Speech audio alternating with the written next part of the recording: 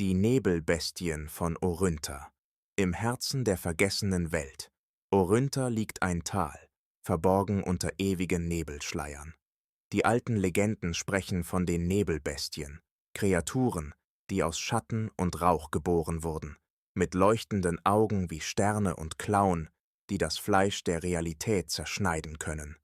Einst war Oryntha ein Reich der Harmonie, doch die Ankunft der Nebelbestien brachte Chaos. Jede Nacht tauchten sie aus dem Nebel auf, lautlos wie Geister, und verschlangen alles Lebendige. Die Bewohner, verzweifelt und machtlos, riefen den ewigen Hüter, einen längst vergessenen Wächter aus der Zeit vor den Menschen. Der Hüter, ein kolossales Wesen aus uraltem Stein, erwachte mit einem donnernden Ruf, der das Land erzittern ließ. Doch die Nebelbestien waren zahlreich und listig. Ihre Anführerin, die Nebelkönigin, flüsterte unheilvolle Worte, die den Hüter lähmten. Nur ein Funken Hoffnung blieb.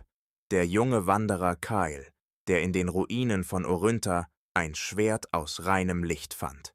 Mit Mut im Herzen stellte sich Kyle den Bestien.